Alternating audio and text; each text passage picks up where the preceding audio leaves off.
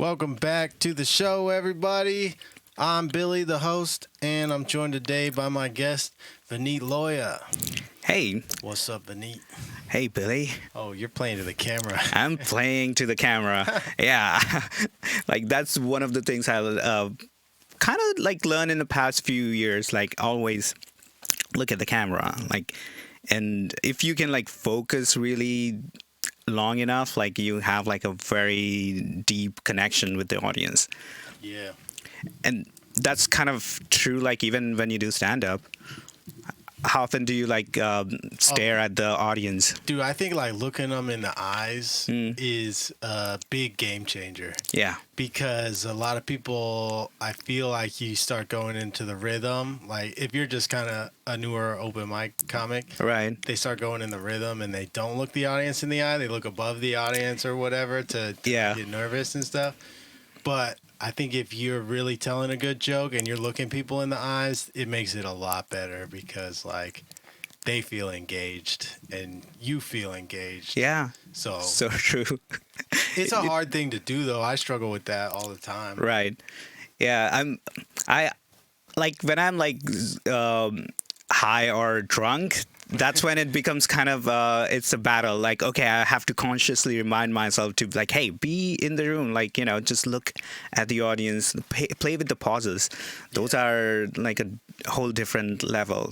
One thing I tried to practice, like when I was first starting at open mics, was take a second before you start your first joke and look everybody in the eyes. Interesting. And that kind of breaks the ice a little bit. Right. And they're not going to notice 1 second where you just kind of scanned them a little. Yeah. And a lot of times while you're scanning, you will think of something you could say real quick, like if somebody looks like somebody, like, you know, whatever. Say somebody looks like Bill Clinton. Right. Like, what's up, Bill Clinton? Right. Yeah. Move on. Anybody sitting around that guy's going to laugh. Yeah. If they didn't see him, they'll be like, well, I don't know what he's talking about. Yeah.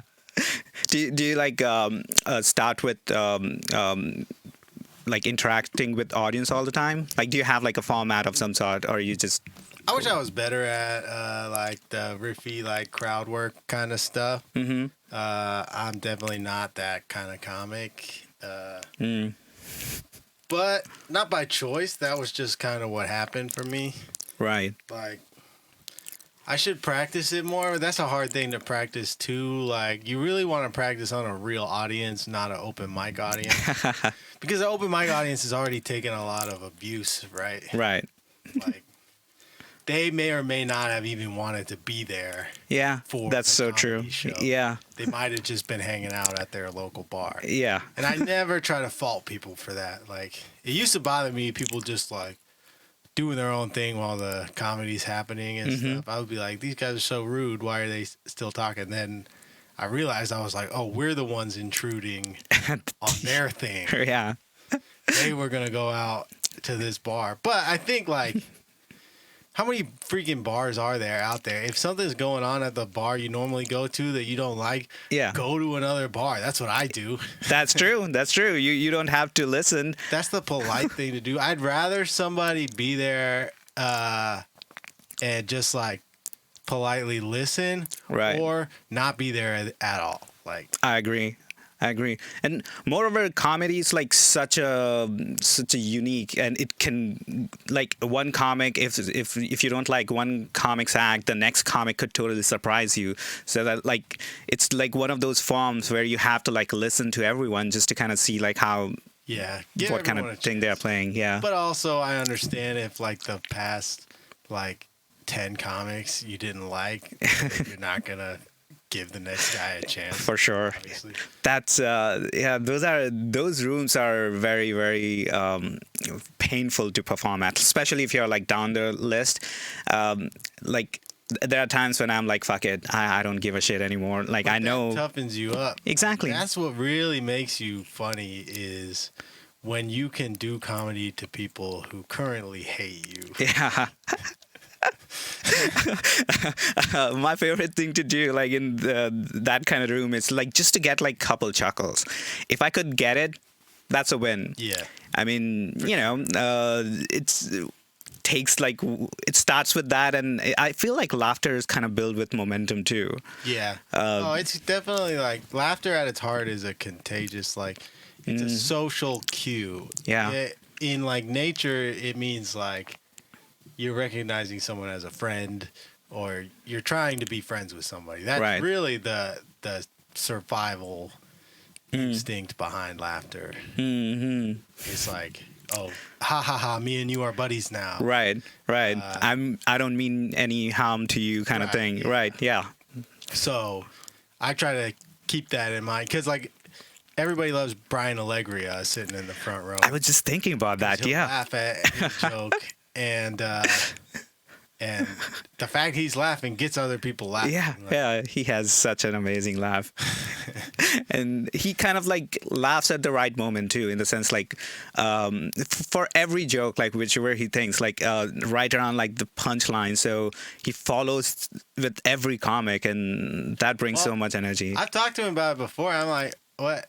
Are you laughing at things on purpose? He's like, no, I just love watching a good comic and hearing a good joke. I'm like, okay. Yeah. So he really is laughing at your joke. When he Yeah, does. yeah. And that's great. He changed for good. Like I remember like initially when I met him or saw him in the open mic circle, he wasn't like open about like laughing, but over time like he became like so opened up. Yeah. Like that kind of became like his attribute now. He was in the front row at the show I recorded, and that was like, yes. I'm so Nice. happy he was able to make it. He should be a professional laughter guy, like everywhere. Brian, you gotta be at my show. Yeah. We were talking about relapse before. Yeah. Had you been doing stand up at all before you came to Atlanta, or did you start here? I pretty much started here. And I would say that was probably about 2 years ago, maybe. Well, I feel like the first time I saw you was probably at Jimmy Mac's sounds about right. I mean, during COVID. yeah, like post-COVID, sounds about right. But I started back in like 2018. Okay. So it's been a while, and it's kind of like a whole weird path. I never thought I'll be in comedy, to be honest. I always knew that I want to do public speaking of different types. You know, like I have interest in so many different things, and I'm like, okay, I can talk about this and this and this, and then over time I kind of felt like this was the path for me, like yeah, based on where I see myself and whatnot, and kind of dived into it. And ever since, I was like, hell yeah, this is the most amazing art form ever. Did you ever do like any public speaking before comedy? Yeah, in a way, like presenting in school, whatnot. I was a TA for like physics course, so that was pretty public speaking. Yeah. You know, even in school, like just what about here and there. Art, creative, like no, not really. artistic. Not like specifically in that direction. Yeah, I was always I always thought about like starting a business, and my public speaking was also kind of geared towards that. Like we were talking about Steve Jobs, right? He was such a brilliant speaker that you can tell, like the way he was presenting the first iPhone, if you remember that. I watched it like a few years back. It's entertaining. Yeah. It's kind of like he has like such a magical element, like capturing your attention, giving you with surprises, and making it kind of like a overall like a good experience. Yeah. And on top of that, he wasn't like super techie. I bet like he know what he was doing. Like a super smart engineer. Yeah. I think he was mostly the face of the company. Yep. Which was good because he could communicate why you wanted to buy this new technology. Right. And yeah, I'm not the biggest Apple person because it's very, I don't like a monopoly on anything. I'm very like conventional in that way of like economy. Right. If like I don't really, it's hypocritical to say, but because I buy things from Walmart and Amazon and stuff. But I would rather not have the Walmart and the Amazon and have it be where somebody can make a living finding this thing to sell, whether it's tires or groceries or whatever it is. Right. I think internet have definitely helped in that direction, but still also created monopolies like Amazon, to be honest. So it's a very tough battle. Like I don't go to Walmart anymore because they stopped making it 24 hours. I don't see how that helps with COVID at all. Well, dude, it used to be so nice going to Walmart after the open mics, or shows, or whatever, doing comedy. Cause you're the only one in there. There's nobody in your way, like, bothering you. You just get what you want and get out of there. And so I would go to Walmart at like 2 a.m. after I got done at Limerick or something like that. Nice. And that was so peaceful and nice. Now you go in there, it's a freaking war zone, man. It's just children everywhere. I'm like, and they close at like 11. Yeah. You can't make it to Walmart by 11. Yeah. Tell me about that. Go to Monticello tonight and make it to Walmart. It's not going to happen. Yeah. I can't tell you how many times I have to go back hungry just because I can't shop at Walmart or Kroger.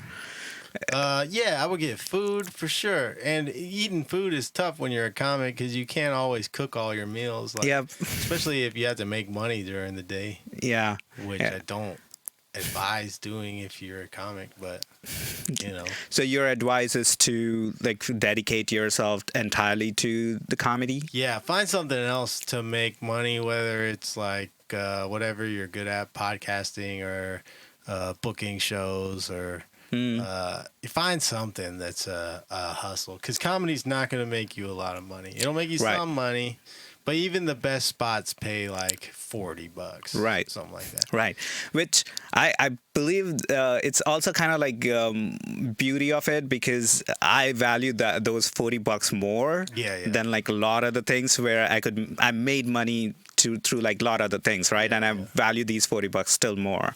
I would never take a picture of $40 and be like, yo, check it out, send it to my friends or whatever. But if a comedy club writes me a check, I send it to my friends. I'm like, yo, check it out. It's like $20. Yeah, nice. I'm a professional comic. What's up, yo? Yeah. I still have my very first dollar. Like the first dollar. But I mean, like, it was like bunch of change, and I was like, all right, whichever dollar I find like the best, it's gonna last long, I'm gonna keep that. That's gonna be one thing which I will not spend. From just in general, or your first comedy? No, first comedy dollar. Okay. Yeah. I bet. Well, actually, there's two answers for me. It was, I was doing shows at an all ages music venue called Swayze's, but I was mostly booking bands, and if I booked the show, I would get a little bit of the door or whatever. Usually I give it all to the band because it wasn't that much. But I probably got paid for comedy there for the first time. Nice. But the first person in Atlanta who paid me for comedy was E-Craig. E-Craig, nice. It was E-Craig like is great. $20-$40, something like that. Right, yeah. That's still, I mean, that still feels so good. Like, it's kind of like a drink money, extra money, to be honest. You know, it's like, yeah, okay, I did it. I worked and I got paid for it. So yeah, and it's difficult, like you were saying, it's difficult to do that like in comedy, and it's easier to actually do that in like other spaces, because like when I was delving into like this whole public speaking, I was looking at like some of the speakers, and they for keynote speakers like at tech companies and whatnot, they charge like, I don't know, 25 grand per session or per day, and even more. So to a certain degree, I felt like, okay, I can make money that way, but this is different. This is like the most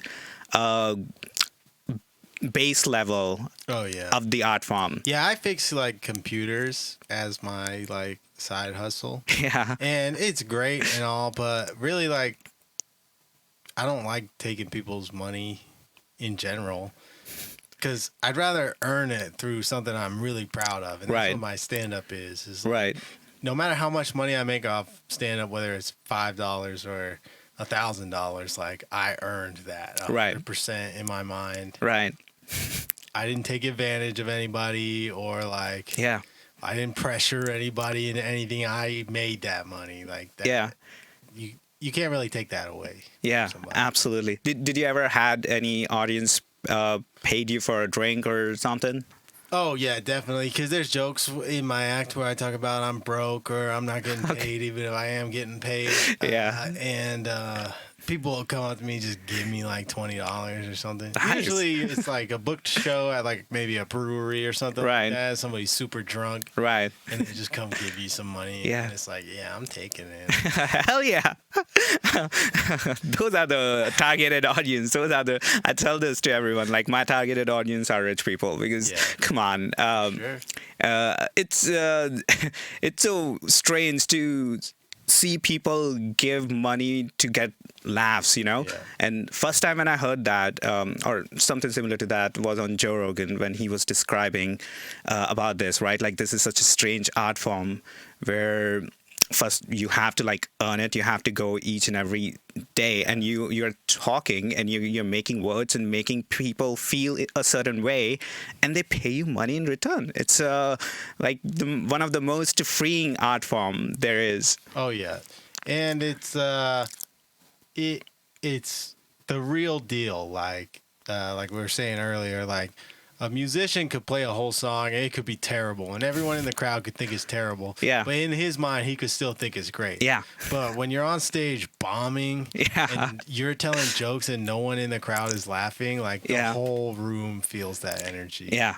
And it is the worst, but it's not that bad. Right. Really. Right. At the end of the day, it's not that bad. Yeah, it's not. You get over it. Exactly. The more mics you go, the more shows you do, for sure, like you get your comfort level up, and also you kind of see where you have to work to get better. So you have your blueprint to work on. So at some point you stop caring about, oh, I'm bombing tonight. Okay, this is the thing, but I need to go through this so that I can get better, and next time when I'm there, I know this experience, so I don't have to be scared. You always level up after a bomb. Like I'm not afraid to bomb.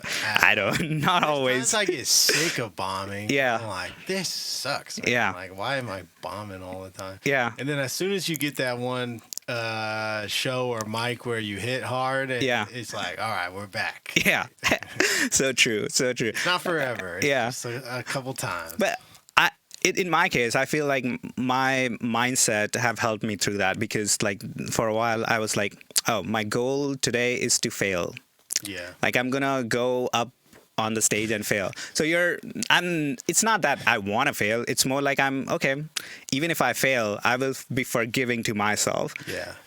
But I won't lie. There are some risks, man. I definitely seen you should get up there and just be like, I can tell in your mind you're like, I don't know if this is gonna go well. Yeah.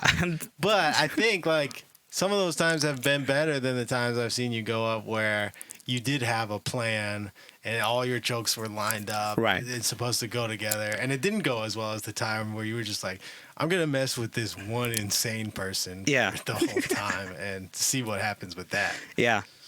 Yeah, it's definitely a wild card, and like one thing I gotta get better at is to be more focused when I'm up there, because I am super motivated when I get to the scene, but then you have to like wait an hour, and by that time you're like, okay, I need to get this done, and like go to the next mic or do something else. And sitting there watching other comics too messes with your brain a little bit. Yeah, like it's sometimes in a good way too. Yeah. I tell to a lot of comics, like, if you really want to learn comedy, go and come to open mics and watch comics. Like how, and if you do that at every open mic, you'll see how other comics have like innovated, improvised, and you're like, okay, I see what they did there. I saw them do like the same set like last week, and they changed this one specific word, and it make like the whole set so good. Khaled El Chufi is somebody I like to see at mics, because you'll see great. a joke start from nothing, and then a couple weeks later it'll be like this whole fleshed out idea, and it's like, Yeah. Okay, I got to watch that blossom. Yeah. That. Yeah. And he does. He changes the words ever so slightly. He puts sentences in different places every time he tells it. Right. And I mean, obviously, that's why he gets the good opportunities he gets. Yeah. I think he deserves like way more opportunities. Yeah, he's amazing. I think he started pretty recently too, right? Like He's been doing 4 it years for a while back. Yeah. a few years before COVID and all that. Before and, COVID. Yeah, he's been a regular at the clubs and Yeah. stuff. So he's had the chances to develop, but I think he could really be big. Right. Yeah. Just because he's very low to the ground, he still goes out to every open mic that he can. Even when I see him at some open mics, he's complaining about the open mic or whatever. I'm like, you know, you don't need this, right? Yeah. Yeah. But he thinks he does, and that's what makes him such a good comic. Right. And that's also like one of the lessons I would say I learned from like other comics, right? Like Dave Chappelle and who not. Like, Yeah. even though they are at the stage they are, they still go to open mics. They still kind of like keep themselves grounded to the people because they know if they're going to open mic, they're not getting paid there. Dude, if you're just doing like theater shows or stadium tours and stuff like that, yeah, that's great. You're going to make a lot of money and, you know, people are going to respect you, but you're not going to continuously get better. Yeah. It's about doing those tough spots. Right. That really like make you question if you're a real comic or not. Right. Right. I think that is because like if you're doing a theater, people are coming to watch you unless you're like, you know, just opener for some other comic, right? Yeah. But people are there to watch you or someone with you.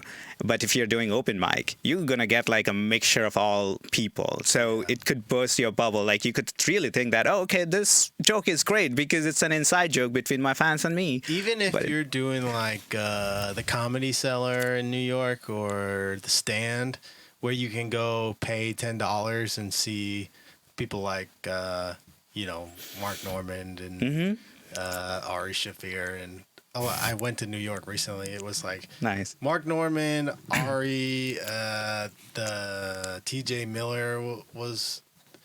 There was a bunch of comics I had heard of before, Right. And it was $10 for the show. Yeah. And any one of those people could have bombed that night. Yeah. They were all working on new jokes and Yeah. doing some old stuff, but Yeah. any of them could have bombed, even though people knew who they were. And you have to do spots like that, or else like, you're never gonna know if you're really good or not. Yeah, absolutely. And Mark Normand is amazing. Like his timing is great. His flow is great.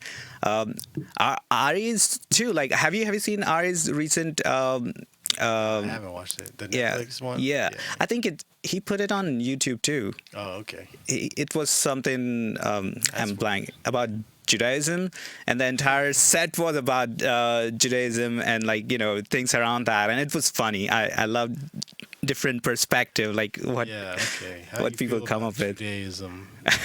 How do I feel about Judaism? Yeah. Well, I think every religion is bullshit. So there is that. Are you from the United States? No. Where are you from? India. I was already born know and this, raised. but Yeah. I'm saying it for the listeners. Yeah. I moved like 13 years back. So back in 2010. Yeah. That was a good time to move here. I was a senior in high school. Oh, that's awesome. So where did you move from? No, I'm from Marietta. But I'm saying 2010 was a good time to come to America because I was just a blossoming young boy. Wait, how old are you? 30. 30? For some reason, I thought you were older. That's not good. That's because the YouTube handle you have, it says 1979. Oh, So I was just like, gave me that. I didn't know. Oh, they were you could doing change it. that. Oh, You could okay. change it. I didn't know they were doing the at whatever. thing Yeah. on YouTube. They Yeah. started that. That's pretty recent. So that's why I was like, okay, probably you were born in 1979. I didn't know. 40. Yeah. Yeah. So yeah, that makes sense. So yeah, when I came here, you were just in high school. How old were you when you came here? I was 22. Okay. I'm 35 now. So yeah, like just out of my bachelor's, and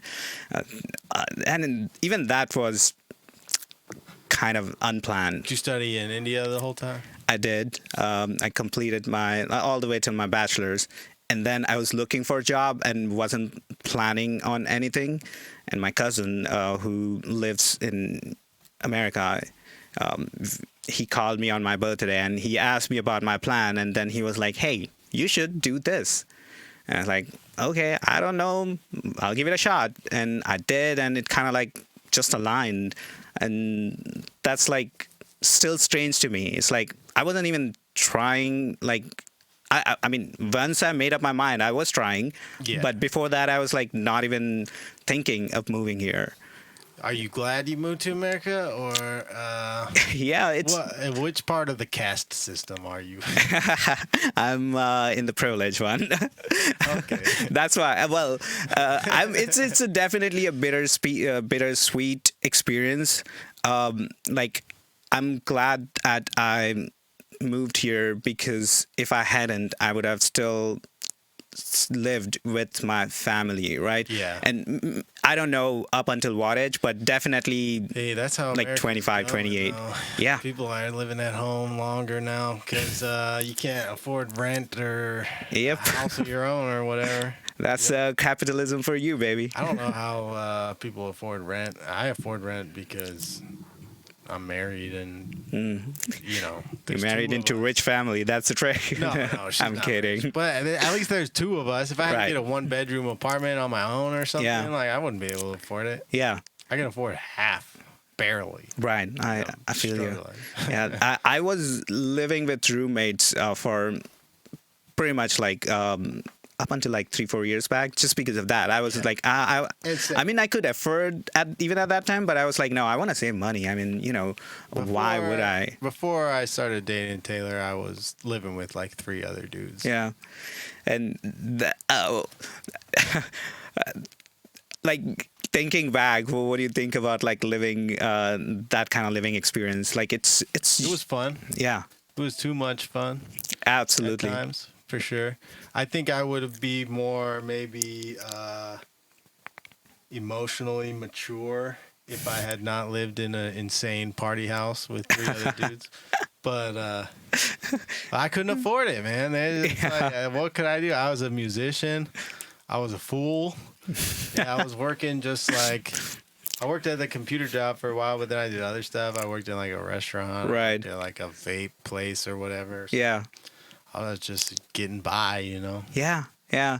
But I realized after a while I didn't want to just get by. Like I wanted to do something meaningful, whether it was music or comedy or whatever. So do you find yourself leaning towards one or the other? I thought I wanted to be a musician from like a young age, like just from watching all my favorite bands play and like going to shows and stuff. I would be like, that's what I want to do. Like, Right. I finally figured out what I want to do. With my Yeah. And looking back on it now, I'm like, man, what an idiot I was. Like, how could I have not seen stand up right in front of me? Yeah. Because I think like maybe I'm not the best comic yet, or you know, You're on the whatever, path. Yeah. But I do think there's something there. There's definitely something there that I have felt, and it's real. It's not. I'm not delusional. Yeah. Actually, I would say opposite. I say that I'm self-delusional. And I'm aware of it. Because here's the thing, we all going to be deluded about some or the other thing. It's better to be delude yourself into something, into believing that, okay, this is who I am, than like doubting yourself. I was certainly delusional in the beginning. I thought I didn't think it would take this long. I didn't think like I was gonna have to do all the things that I have to do. Like I never imagined learning how to do like audio and visual stuff. I thought I was just the talent and I just show up and I get paid to do what I'm good at. Yeah. But it doesn't work that way. Yeah. You have to figure it out on your own. It takes a long time to figure it out. Mm-hmm. And some people get lucky, and that will always, you know, everybody's always going to get jealous of the person who got lucky. And, you know, they're Yeah, famous but on is it really TikTok luck or though? Because everyone are coming from different paths, so Sometimes it is. we don't know for sure. I mean, being born in the right time at the right place made like Bill Gates, Steve Jobs, and Yeah. like all the tech dudes at the time lucky. Well, dude, I couldn't program an operating system. I couldn't even look at one and be like, yeah, I could copy that or something. Did you ever did coding or No, stuff? I'm not a programmer at all. I'm very much a hardware. Even with like- hardware, what kind of hardware? I'm just a very good troubleshooter.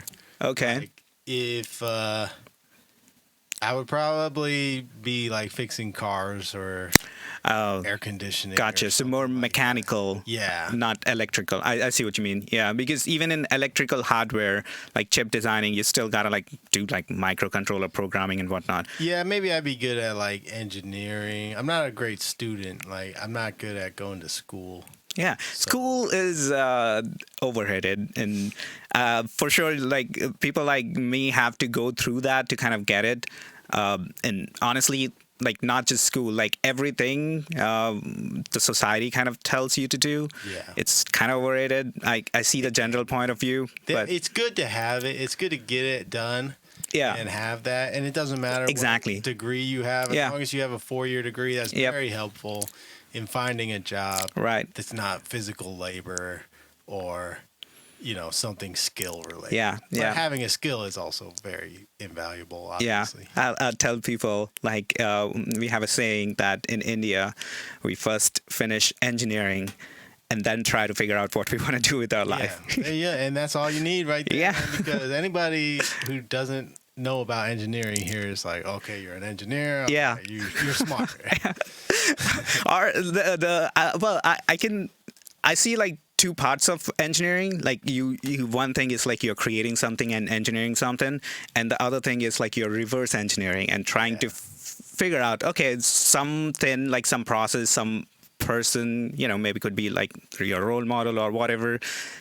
How did they did that? Yeah. And then you see like different patterns among like different role models or successful people, and then you see, okay, these are like the common traits, and if I focus on those, the chances of me getting closer to where they are would be massive. You see that in comedy and really any entertainment. Yeah. Also, because if you go to you look at somebody like Ariana Grande, she's not the only person who works on the Ariana Grande show. There's like a choreography team, a lighting team, Right. a sound team. It's like lots of different people come together. Right. And that's what produces this amazing thing that people are like, wow, how could you even get this done? I Right. don't even know where to start on something like this. Right. So it is kind of the same concept. Yeah. Yeah. It's like Elon Musk doesn't know how to build a rocket and send it to space, but you get enough people around, Right. and everybody does one specific job. Eventually, you get that rocket up there. Yeah, I remember this dialogue from some movie I've seen, and they're like, the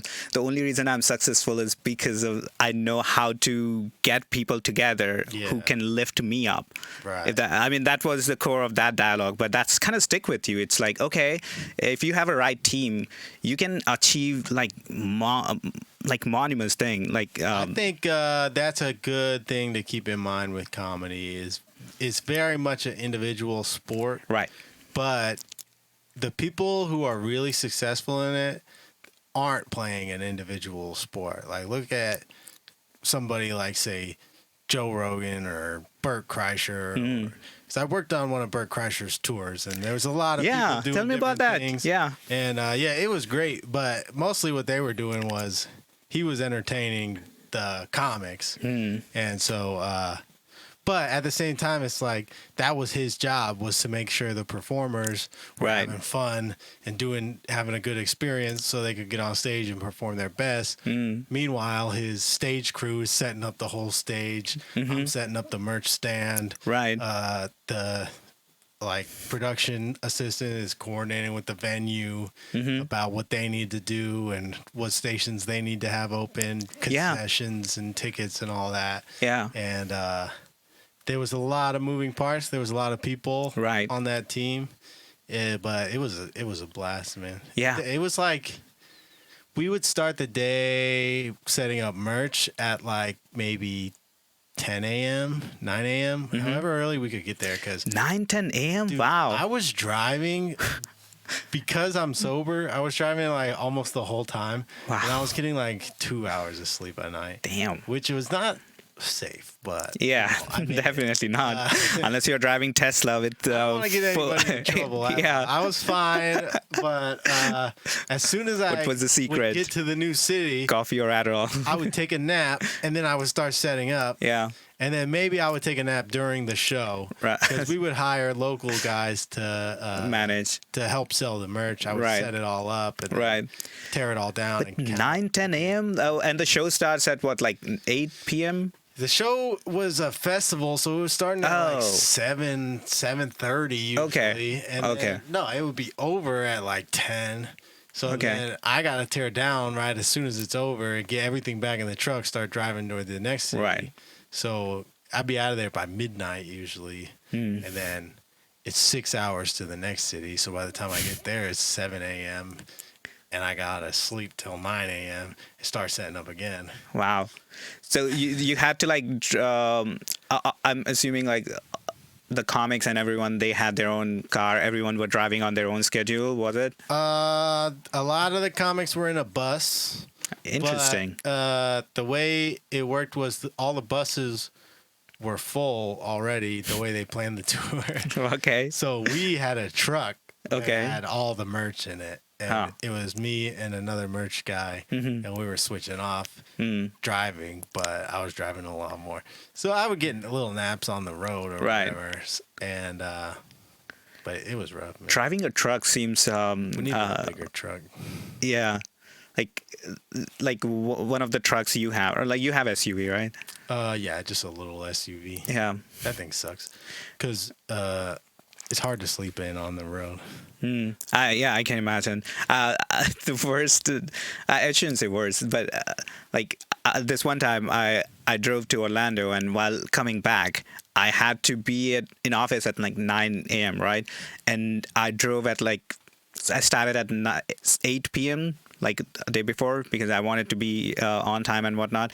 And it take 10 to 12 hours. And I was so tired in the just like halfway down, literally pulled in one of those rest areas and like slept for 3-4 hours. I'm like, I'm calling sick today. Like I can't make it. It's yeah, driving tired is not safe at all. yeah. But I'm sober, so it's like I can drive. But I love driving. Yeah. Driving is Oh, yeah. so freeing. Well, if you have a reliable vehicle, it's fun. But most of the tours I did with my band, we had this piece of junk, like 1988 van. We had a van that was older than me. Oh, and I'm driving this wow. thing down the highway. It felt like we were going to die.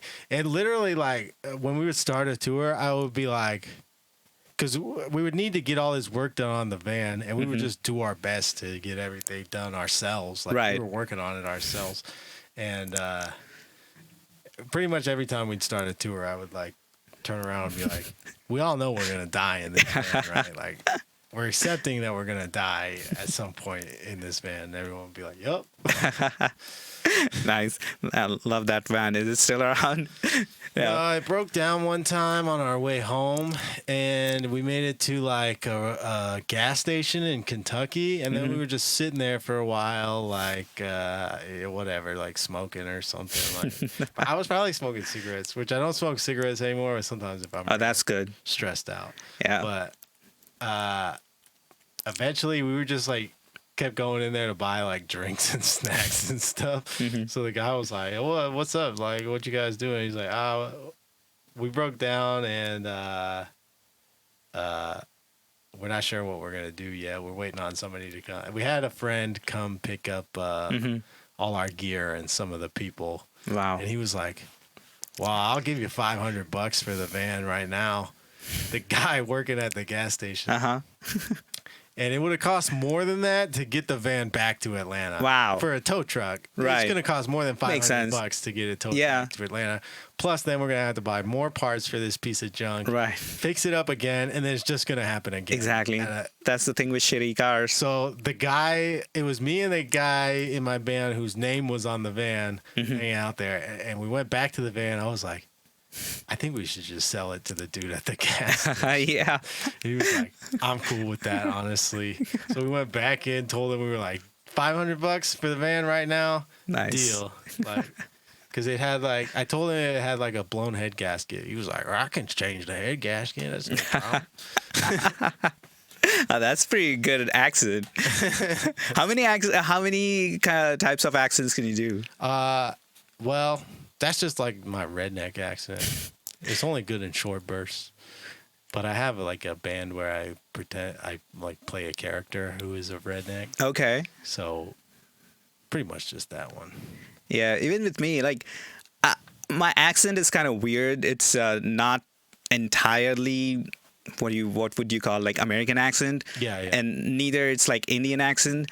It definitely sounds Indian. Yeah, there are like stresses, there are words, the way I would say a few things. It's definitely kind of, gives away that I'm from India. But the Indian accent is like still so different. And at times I try to do that and it's painful. Even for me, it takes a second to kind of like get into that mode. What is the language that you speak? Well, Hindi. I know India has like quite a few languages. Yeah, hundreds. That's crazy. What do you mean by hundreds of languages? There are actually hundreds of languages. Yeah, there's hundreds of like dialects. Well, see, so they're you officially can't call Atlanta a language, but Atlanta people talk different than other people. Yeah. Well, I'm not dialects too. Dialects, if it dialects, it's gonna be even more. I mean, like even there are tribes who have their own language. There's times I've seen like black Atlanta comics, and I can understand them less than I can understand you. And they were born and raised in Atlanta. Yeah, that's why I feel like you just gotta find your audience. Like you could say fucked up thing, and you could say in fucked up way, but there are always people who would resonate with you. So just find those people, make sure they are rich, so you can live. Yeah. Yeah, but are there like Indian comic? I know you got like Aziz Ansari's Indian and Kunal. Yeah, he's Pakistani. Hassan Manaj, I think he's American. Even so is Aziz, but from like Indian lineage.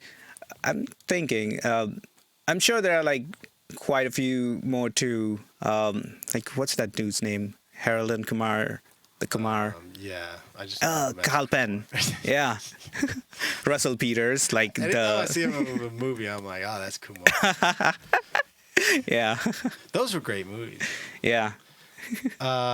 Is there stand-up comedy in India?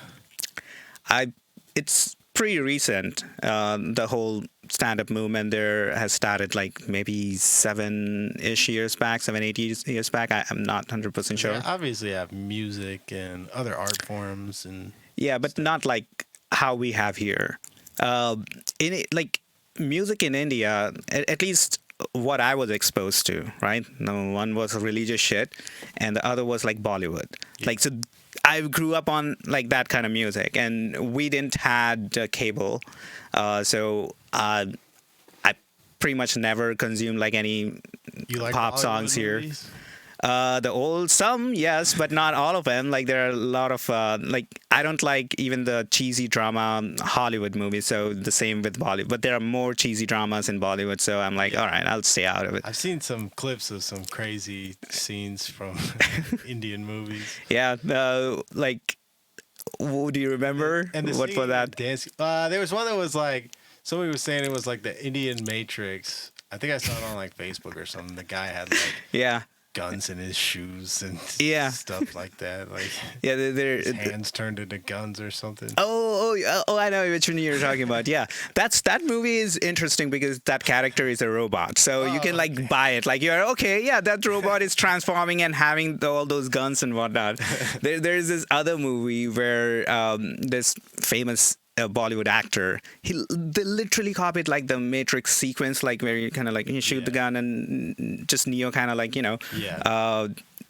just dodge all of those bullets. And I'm like, come on, like we don't even had the technology at the time. We're like mimicking like the best movie at the time with like the worst script and worst way possible. That kind of pains me. Like watching Bollywood movies which are not inspired but like outright copied out of Hollywood movies or even like some other regional movies from India. That pained me, and I was like, yeah, fuck, I'm done with this unless they have like some good unique movies. And there are quite a few actors which are like have like a unique movies in their list. What would you say is like, if somebody's never seen like Indian cinema, what would you recommend they watch first? There are quite a few. I would definitely start with Three Idiots. It is. I haven't heard of it. Yeah, it's based out of like this three college students who are friends and like their life story in engineering college, and it's great. Like the entire concept is great. Likewise, there are like a couple of and it's a comedy movie. It's not like a cheesy comedy. It's like something you see like situationally funny and good fun elements. And the lead actor in that movie is Amir Khan, and a lot of his movies are like that, like the quality movies. And one of my favorite movies is Dil Chahta Hai. It's also about like three friends and their experiences, but it's very well done. So I'll say like Three Idiots, Dil Chahta Hai would be the second one, and maybe Rang De Basanti would be the third. Those, yeah, I'll start with that. But can you spell that for me? But if you add Jeremy knows like so many Bollywood movies. And Jeremy Bertioni. Oh, he does. Yeah, okay, yeah. I didn't know that about him. I knew he was a nerd. He liked to play like Magic the Gathering and stuff like that. Yeah, he likes Bollywood, Tollywood. Like there are so many different words in India. I think when I first met Jeremy, he told me he was a professional Magic the Gathering player, and somebody else was like, "What does that mean?" I was like, "It means he's a cheater." Okay. And because I had just watched this documentary on how the professional Yu-Gi-Oh players were all cheaters, and he got very defensive when I called him a cheater. He was like, "I'm not a cheater." So that's Yu-Gi-Oh. That's a different game. But, do you play a lot of board games and all? Guy. I played the Yu-Gi-Oh card game when I was in like middle school and high school, all the way through high school. It became popular at my school where like it wasn't just like the nerds playing Yu-Gi-Oh. It was like the cool club, guys. Right? It was like one of those humanity against like the Cards Against Humanity kind of thing. Well, because like even the football players and basketball players were very competitive, so they didn't like that. Some nerd could beat them at a game. So what was the game about? I mean, I never heard about it. Yu-Gi-Oh is like you have two fields, and it's for one's for monsters, and then you have spells and traps. Okay. They're kind of the same thing, but they have different rules. Okay. So you have different monsters that you want to summon. And some of the monsters you have to sacrifice smaller monsters to summon the big ones. Gotcha. And there's a bunch of like different conditions and stuff. I like that. Yeah. So yeah, you're battling each other, and then you have life points. You have like 8,000 life points. Right. And a big monster will have like 2,000 attack points. Right. The Blue Eyes White Dragon is like the strongest. Right. It has 3,000 attack points. I think they have stronger ones now. Yeah. that's feels like the old school way of some of these Clash games or strategy games. I play like Clash Royale. If you seen that a little bit. Yeah, I love it. I have like fun. Multiple accounts and I play every day. So it's the same philosophy where you have like cards of different power, different capabilities, and I was definitely a gamer as a kid. I liked playing games. Board games and stuff, but like it also had to do with anime, like watching cartoons and stuff. A lot of the games had anime that went with it, but video games was a big thing for me. Which was your like favorite as a kid? My first game, we got the Sega Genesis and we got Sonic the Hedgehog. But really, like the first game I fell in love with was Pokemon on the Game Boy. Interesting. Yeah. That's such a nerdy game. I want to say it was like red version. Well, I was probably kindergarten, first grade when I first started watching the TV show. Yeah, makes sense. That's when they get you, like with all those cute figures and whatnot. TV show, and then it had a video game, Right. and then it had a card game too. So we used to play the card game, and you would go to. At first, it was a place called Zany Brainy, which was like a kids kind of game hobby store. And like the joystick game bar, right? Yeah, but for kids, Right. Or like Hobby Town, USA or whatever. And they would have tournaments there. Tournaments. We were Nice. never good enough for the tournaments, and I would get scammed by older kids. Oh shit! Yeah. You know, they'd tell me they were trading me a good card, and it was really like a. Oh wow. Yeah, so that I didn't. Did they ever like tricked you into like thinking they're not a good player, and once you're in, then they kind of like. Oh, they would cheat all the time. Yeah. They would just tell you a card did something, and then you would read it, but you're too young to understand Right. what the cards really do. So, one time the guy working at the game shop, different game shop, but they're not around either. Like, I went to buy a booster pack, which is where you get kind of just a lottery of cards. Okay. It could be some good ones. It could be just Gotcha. all trash. And I bought one. I think it was like $3.50 or something. I gave him a $5 bill that my dad gave me to Right. go get some cards. Right. And he was like, "All right, thanks." He Oh, put shoot. the $5 bill in the register and closed it. I was like, "All right, am I supposed to get some change or something?" Yeah. He's like, "Well, I already closed the register." What? And I was like a super young kid. Yeah. too. Oh shit. Those are like the assholes of the world. It's just like you don't think about it. Like at the time, I knew something was wrong, but I didn't understand what Yeah. was happening. So Yeah. I was just like, whatever. Then I went back to my dad. He's like, "Where's the change?" I was like, Yeah. He said it didn't get any change. Yeah. He doesn't know how much the cards cost. He was like, okay. Yeah. Damn. I mean, I remember I still am to a certain degree like situationally dumb. And this one time, we have store in India, right? So, and we have like two different levels, like ground level and the first level. So I was sitting at the ground level where we have register and pretty much where all the customers kind of like, pay their bill and take the goods.